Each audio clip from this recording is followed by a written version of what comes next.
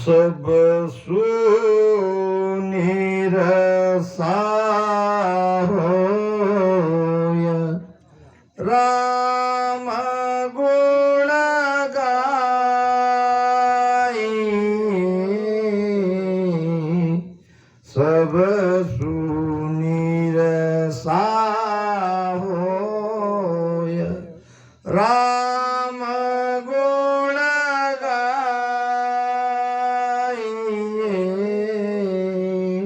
जो तेरा रीजे श्याम परम पद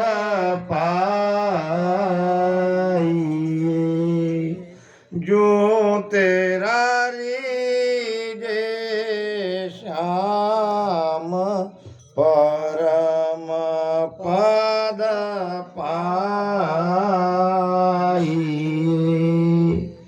अहो पद में दुख होय नरक में दिए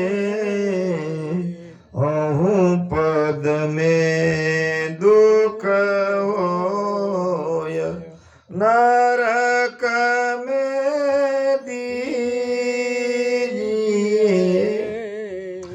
बिन शिवरण करतार परत नहीं रीजिए बिन शिवरण करतार परत नहीं रीजिए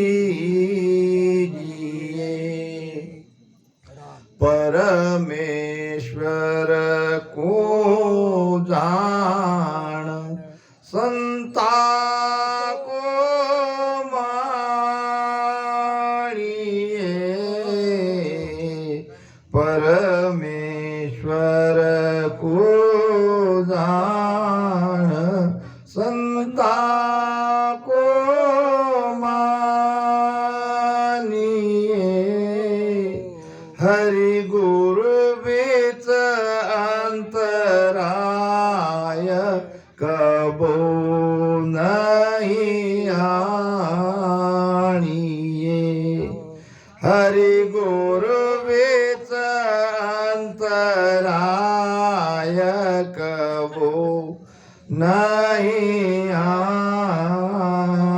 आनिए जीव दया दिल राख धर्म सो कीजिए जीव दया दिल राख धर्म सो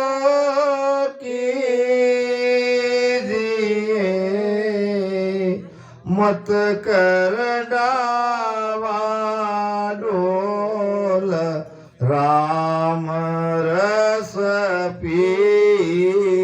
पीजिए मत कर डावा डोल राम रस पीजिए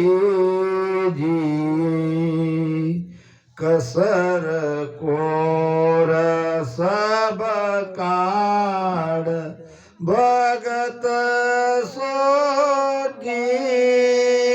कीजिए कसर कोर सब काढ़ भगत सो कीजिए तन मन धन सुख राम गुरा को दीजिए तन मन धन सुख राम गुरा को दीजिए राम सब सु निरसा होय राम गुण गाइए निरसा नाम छोटा, हमको छोटा बन के रहना है।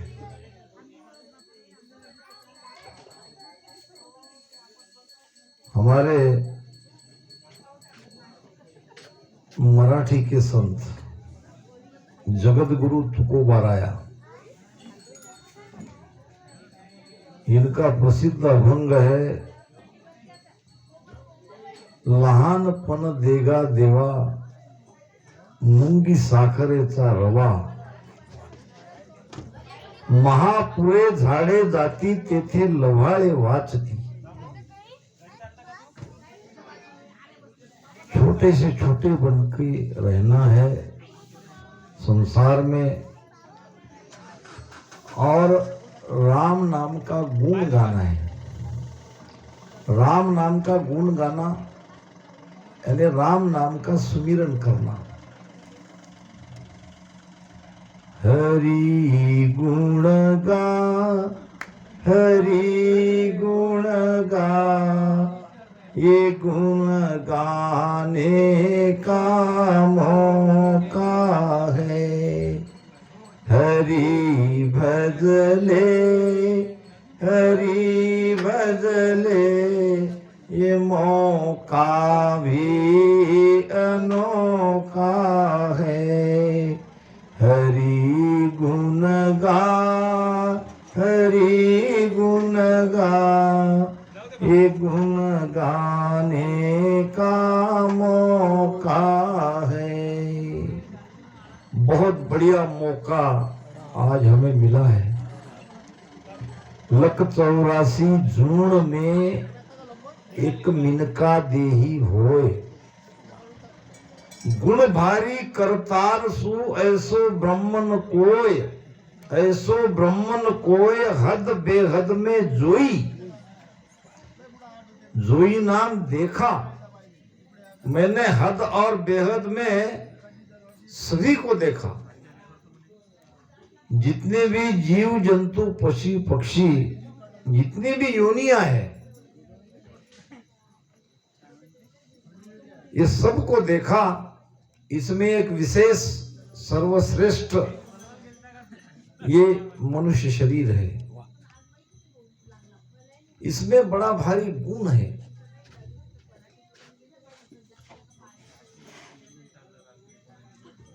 भारी गुण क्या है इसमें? इसमें भारी गुण क्यों ऐसी विशेषता बताई महाराज ने?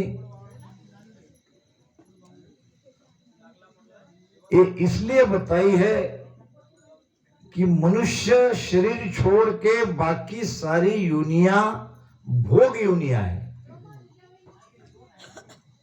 वो न कर्म कर सकती है, न कर्म को काट सकती है। वो जब पहले मनुष्य थे, जब उन्होंने कर्म किया था, वो सारे कर्म भोगने के लिए ये 84 लाख योनियां है चार खान में। वो तो बेचारे कुछ कर ही नहीं सकते, वो तो केवल कर्म का भोग भोगते हैं। मगर ये मनुष्य योनि ऐसी है, कितनी फैसिलिटी है देखो। दोनों बातें हैं। तेरी तेरे हाथ समझकर पकड़े आई। महाराज ने कहा है कि तुम्हारा सब तुम्हारे हाथ में है। समझना तुमको है, जानना तुमको है, धारण करना तुमको है। या तो सदगुरु के शरण में आके सांसों सांस में राम राम करके कर्म को काटो, या फिर प्राणियों के जैसे आहार निद्रा भय मैथुन, अगर इतनी सुंदर काया इसी में हम गंवा देंगे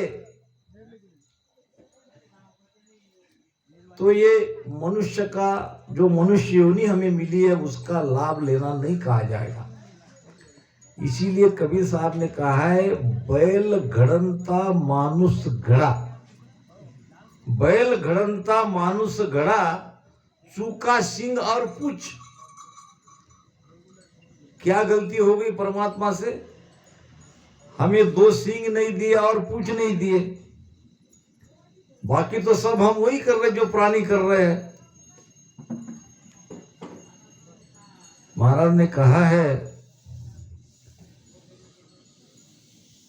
मात पिता कुल गोत कुटुंबो जुण जुण संग होई, मेरे रामा जुण जुण संग होई, मिनखा देह गुरु बो पासो, मिनखा देह गुरु बो पासो, सतगुरु मिले न कोई, बांधा आयो मोसर मतिहारो, बांधा आयो मोसर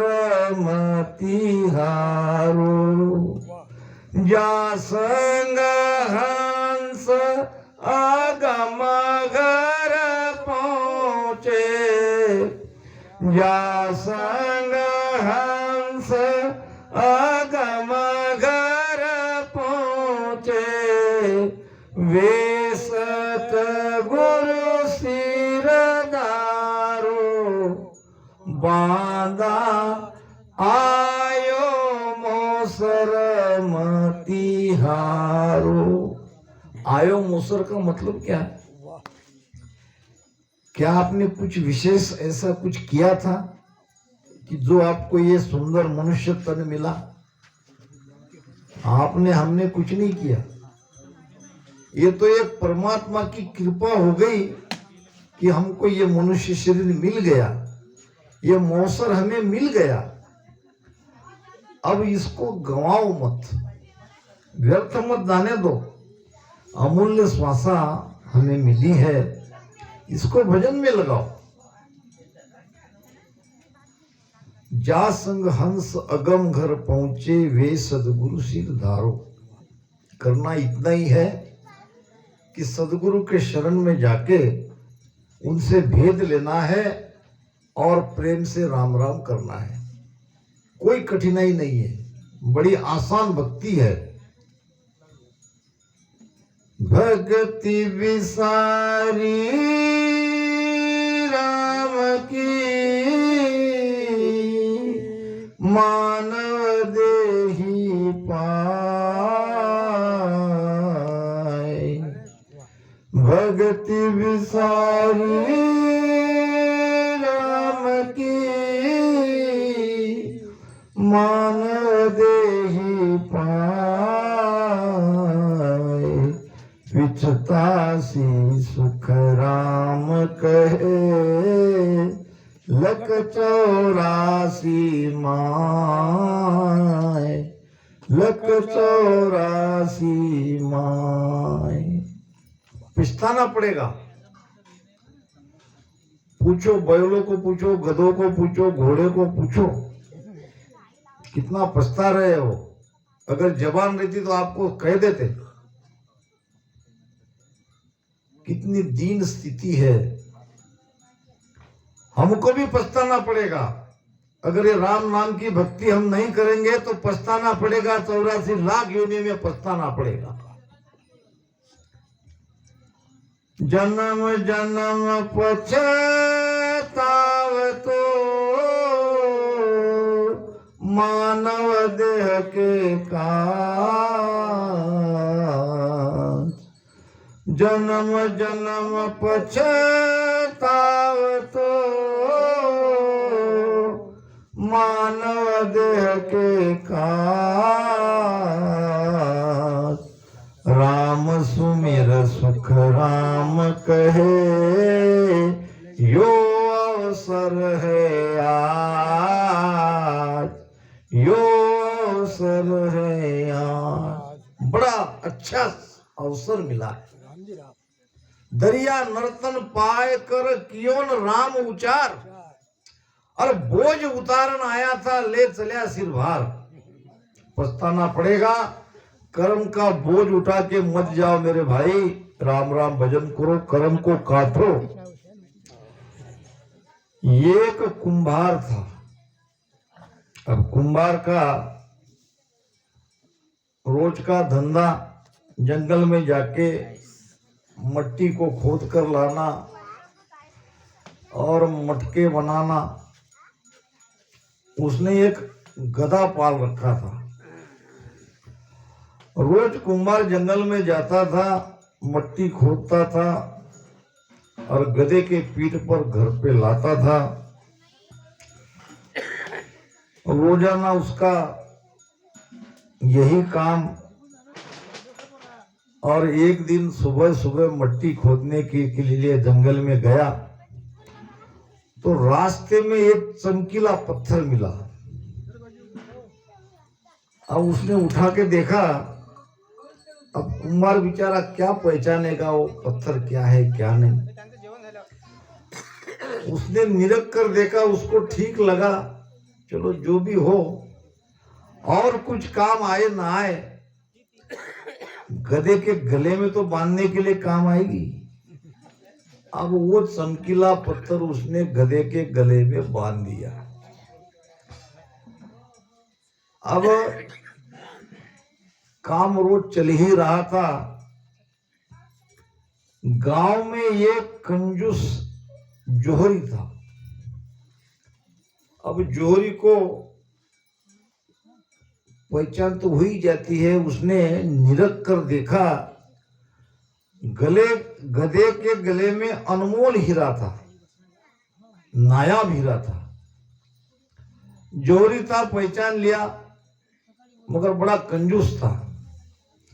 उसने जान लिया कि ये कुंभार तो नादान है। हीरा की पहचान अगर कर लेता तो रातों रात धनवान हो जाता, मगर इसको पहचान नहीं है, इसलिए उसने गधे के गले में बांध रखा है। तो चलो ये हीरा को लेते हैं। उसने कुंभार को पूछा कि ये गधे के गले में जो कुछ बांधा है अपने पत्थर सा, क्या ये बेचोगे? कुंभार ने कहा हाँ बेचूंगा। बोलो क्या कीमत है? अब कुंभार को हीरे की क्या परीक्षा? उसने कह दिया कि भाई 5 रुपए। उस जमाने की बात है। अब कंजूस जोहरी को लगा इसको तो आसानी से फंसाया जा सकता है, क्योंकि लाखों रुपए कीमत के हीरे की कीमत ये 5 रुपए बता रहा है। चलो जरा और इसको परखते हैं। देखो भाई 5 रुपए बहुत हो गए, अगर 3 रुपए में देते हो तो मैं अभी देता हूं। अब कुंभार को लगा नहीं 5 रुपए इसकी कीमत ठीक है, चलो आज के दिन नहीं देंगे, कल अगर नहीं आया ये या कोई और मिला नहीं तो इसको 3 रुपए में दे देंगे, मगर आज के दिन रुक जाएंगे। अब ये जोहरी को लगा कि इसको तो देना ही है, आज 3 रुपए में नहीं दे रहा तो कल 5 रुपए में ले लूंगा। जाना कहाँ है, कहाँ जाने वाला है। अब दूसरे दिन गधे के गले में वो हीरा गायब था। उसने कहा भाई कुंभार कहाँ गया वो गधे के गले में जो पत्थर बांधा था? कुंभार ने कहा वो, अरे वो तो मैंने बेच दिया। अरे किसको भेजा, किसको भेजा? मैंने तुम्हारे जैसा ही कोई एक सेठ मुझे मिला, तुम्हारे जैसे ही उसने मुझे पूछा कि ये पत्थर की कीमत क्या है, तो मैंने उसे कहा कि भाई 5 रुपए। तो उसने एक 10 का नोट निकाला, मुझे दे दिया और वो ले गया। अब 5 के बदले 10 मिले तो मैं बहुत फायदे में हूं। अरे मूर्ख, तूने कितना घाटा खाया है तुझे पता थोड़ी है। लाखों रुपए का अनमोल हीरा तू 10 रुपए में बेच के आ गया। कुंभार ने कहा सेठ जी घाटा मैंने नहीं खाया, घाटा आपने खाया। मैं तो नादान था, मैं तो अनजान था, मैं तो 5 रुपए में बेचने वाला था, मगर आपको उसकी परीक्षा थी तो घाटा तो आपका हुआ, मेरा नहीं हुआ। ये अनमोल जो श्वासा हमें मिली है, अगर इसकी कीमत हम नहीं रखेंगे तो हमको उस कंजूस जोरी के जैसा पछताना पड़ेगा। भक्ति बिसारी राम की मानव देही पाय, और पिछतासी सुखराम कहे लख 84 माय। उसमें भी अब यहां जो बैठे हैं, मुझे ऐसा लगता है कि यहां सभी राम स्नेही बैठे हैं। आपके लिए विशेष बात कहता हूं, ये बात और लोगों के लिए नहीं है।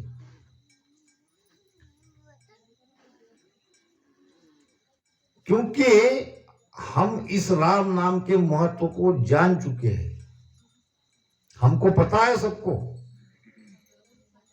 कि ये राम नाम कितना ताकतवर है, कितना कीमती है। हम समझदार हैं, तो समझदार 100 पट दोषी है हम अगर भजन नहीं करेंगे तो। राम स्नेही बन के अगर हम भजन नहीं करते हैं, रोजाना कम से कम 1 घंटे से कम भजन मत करो, और उससे ज्यादा कितना भी करो, क्योंकि हम सब राम नाम के महत्व को जान गए हैं। और बाकी जगत बिचारा क्या जानेगा, जगत विचारी क्या करे, तुझगत लखी न जाए। ये परमात्मा की गति जगत नहीं लग सकता, हम लखने वाले हैं। हम जान चुके हैं, और जानकर अगर हम भजन नहीं करते हैं तो हमको 100 गुना ज्यादा दोष लगेगा। उनको तो 1 पट दोष लगेगा, हमको 100 पट दोष लगेगा। जैसा कि एक राजा था, और राजा के यहां एक दासी थी, सेविका, रानी की सेवा में बरसों से थी वो। अब बरसों से रानी की सेवा में थी, तो राजा के महल में कहीं भी वो घूम सकती थी, जा सकती थी, उनको कोई रोक नहीं सकता था, विश्वास पात्र थी। अब एक दिन कुछ सामान ढूंढने के लिए गई,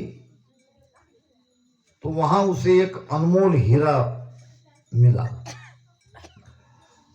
अब हीरा देखने पर लोभ छूट गया। कामी का गुरु कामिनी, और लोभी का गुरु दाम। दाम दिखते ही लोभी को तो लोभ आ ही जाता है। जैसे कामिनी को देख के कामी व्यक्ति को काम जगता है। अब पहचान तो गई थी ये हीरा है, मगर अब इसको चुराए कैसे। सवाल ये था कि पहरेदार तो काफी रहते हैं राजा के। अब हर दरवाजे में पहरेदार इनकी नजर बचा के कैसे ले जाए। हमारे मराठी में कहते हैं चोराच्या मनात चांदणे। वैसे भी चोर तो डरता ही है, ऐसे नहीं डरेगा। जब कोई वस्तु चुराता है तो बहुत ज्यादा डरता है। ऐसी स्थिति उस दासी की हो गई। बहुत ज्यादा सोचने पर अकल अपनी लगाई और उसको उपाय सूझा।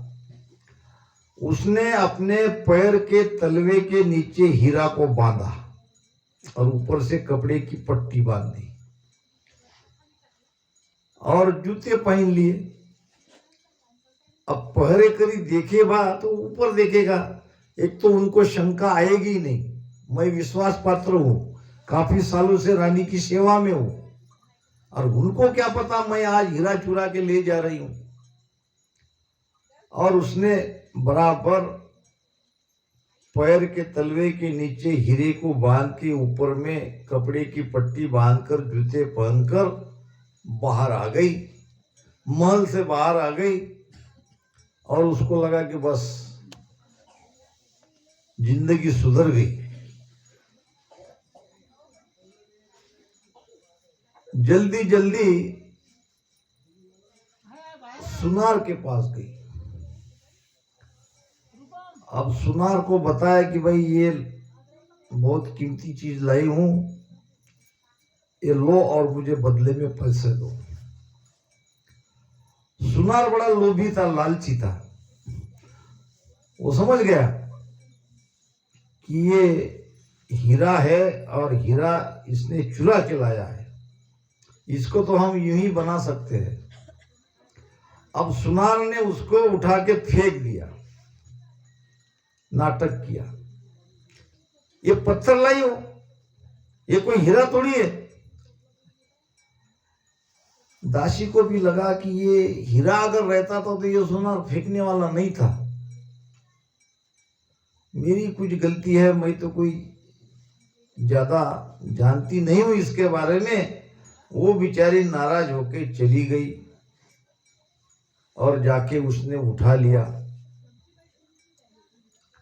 अब गई जोहरी के पास।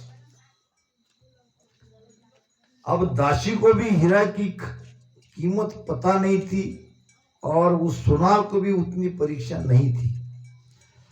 जोहरी ने देख लिया 10 लाख का हीरा है। हीरा 10 लाख का देख के जोहरी के मुंह में पानी छूट गया। अब उसने भी वही उपाय किया जो सुनार ने किया था। ये पत्थर तुम लाई हो और इसकी पत्थर की तुम हीरा समझ के मुझे बेचना चाहती हो, क्या मैं इतना अज्ञानी हूं? जोहरी ने उठा के फेंक दिया। फेंक दिया तो हीरा फूट गया। एक बात ध्यान में रखो, हीरा फूटता नहीं है।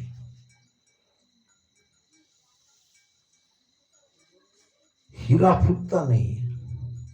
उसको अगर लोहे के आयरन पे लोहे के हथौड़े से उसके ऊपर प्रहार करोगे तो वो लोहा को अंदर घुस जाएगा मगर फूटेगा नहीं। हीरा की परीक्षा ही यही है, वो घन से नहीं फूटता। अब जो घन से नहीं फूटता वो फेंकने से जोहरी के हाथ से वो फूट गया। जोहरी जाके उसको मारने के लिए दौड़ा हीरा को। तो अनमोल हीरा है और केवल फेंकने से फूट गया। आकाशवाणी हुई, हीरा के अंदर से आवाज आई। आप कहोगे हीरा भी बोलता है क्या? कथा का हीरा बोलता है। हीरा ने कहा, हे जोहरी, मैं बिल्कुल हीरा हूं, असली हीरा हूं और फूटा इसलिए हूं तेरी नादानी के कारण। तू जोहरी था, तू जानता है मैं कितना कीमतवान हूं। तूने मुझे मेरी कीमत जानकर मुझे फेंका है, इसलिए मैं फूटा हूं। जोहरी ने, क्या तुझे सोनार ने नहीं फेंका? क्या तुझे दासी में पैर के नीचे दबा के नहीं लाया? चल कर आई वो, तू फूटा नहीं। सुनार ने तुझे फेंका तो फूटा नहीं और मैंने फेंका तो फूट गया। तो वो कहने लगा, दासी तो नादान थी, वो क्या जानती मेरी कीमत, इसलिए मैं फूटा नहीं। सुनार भी उतना बुद्धिमान नहीं था।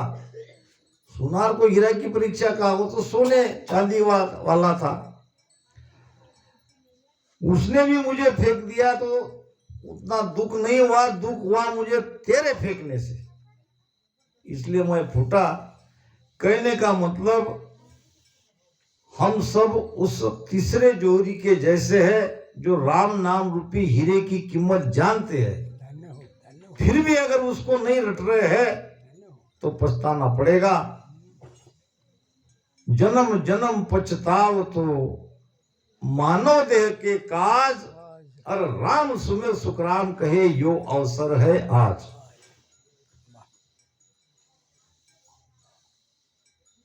पाई मिनका देही, ये मनुष्य शरीर हमें मिला है। बंचे इंद्र ब्रह्मा ऐसो तन पाया। इस शरीर की चाहना 33 कोटि देवता का राजा इंद्र भी कहता है कि वो भी चाहता है कि मुझे मनुष्य शरीर मिले, और हमको वो मिला है। तो भजन करो, हमारी माताजी गीताबाई जी भजन करते करते उनका श्वास छूट गया। अगर मोक्ष में नहीं गई तो दोबारा मनुष्य शरीर उन्हें जरूर मिलेगा। हमारी धारा में एक बात विशेषता है, ये बिल्कुल अपने हृदय में बिठा लो कि आपकी 84 छूट गई। अंत समय लग जोय भगत में आवसी,